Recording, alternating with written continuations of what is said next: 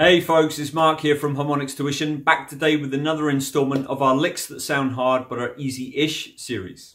Today's lesson is actually two licks combined together to create a longer run. We're in E minor pentatonic today, and we're going to be looking at descending fours and then finishing the lick off. So we'll take a look at the lick now and then we'll break it down.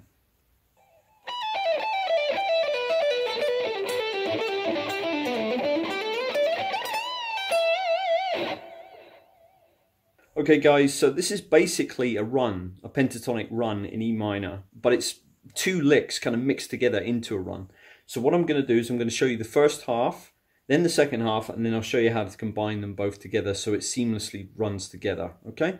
So the first part is moving down the pentatonic scale in E minor in these different positions, and it's along the neck rather than up and down here, okay? And this is probably going to be one of the more difficult things for you to do, although it's not overly hard. You just need to take it really slow and get your accuracy correct. So what I'm doing for the first movement is I'm going 19, 17 with my second and first finger. So I'm picking 19 and pulling off to 17. And then I'm jumping over to 20 and 17 on the B. Okay. So I'm picking the first note and pulling off to the second note, creating 4 notes in one beat. 1, 2, 3, 4. Okay, I'm then moving to the next position, which is going to be 17-15 and 17-15 on the E and the B respectively. I'm using my first and third for that. Okay, then I'm moving to the pentatonic position that we all know and love here in E minor between frets 12 and 15. This is going to be the standard shape that you all know. Okay, and we're going to be going down that again in fours. So I'm going to be going...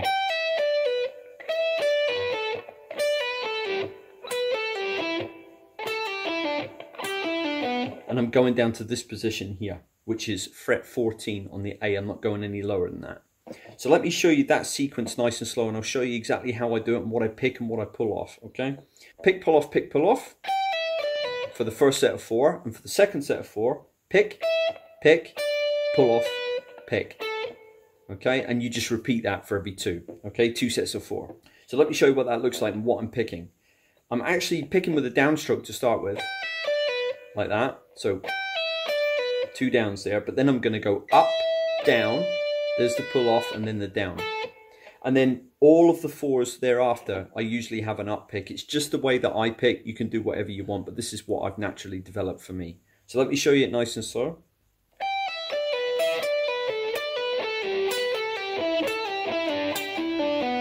So after I've come all the way down here, I stop on the 14th fret of the A string. And that's the end of the first lick, if you like, that moves into the run.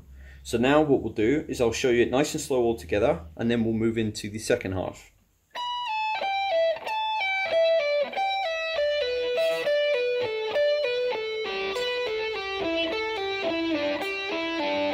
Like that. And you'll notice that when you're here in the middle strings, you have to do a little bit of barring. You know, you have to sort of flatten your finger to catch the notes to start the next set of 4. But if you take it nice and slow, you'll get it. The main thing you need to worry about here is the position shifts between 19 and 17, and then going 17, 15, and then here. So these first 3 shapes. And the reason I say you need to watch for these is because once you finish the first set of 4, you must move and be there ready for the next set of 4. Otherwise, you'll lose the tempo. Okay, so you got to move immediately.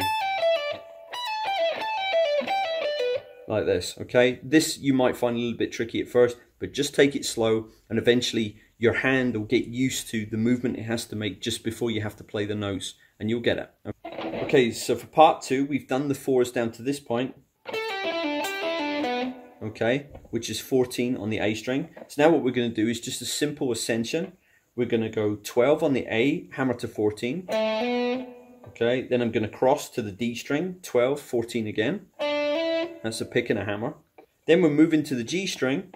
I'm playing fret 12, hammering to 14 and sliding to 16 so that we can move up the scale. Okay, then I'm jumping to the B string. Obviously I have to move 1 fret ahead now. I'm playing 15, hammering to 17. Then I'm moving to the E string. I'm going to play 15, 17, 19 with an up, down, up. Okay, then what I'm going to do is I'm immediately going to replace this 19 with a bend on the 17 to the pitch of 19. Okay, it's a really nice effect. I like it a lot. This idea of swapping a note for a bend, but it's the same note. Okay, and then I'm going to land, after that bend is over, onto the E note here, which is 17 on the B, and give that some vibrato and slide off and do whatever I want to do after that. So let's do this second part now, all together.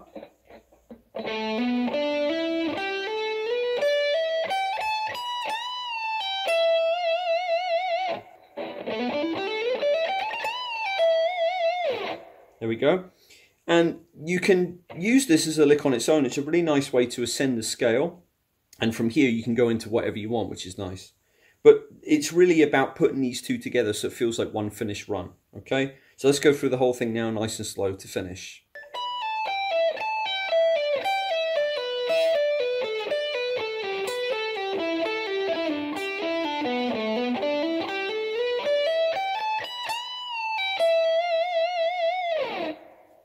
And that's it.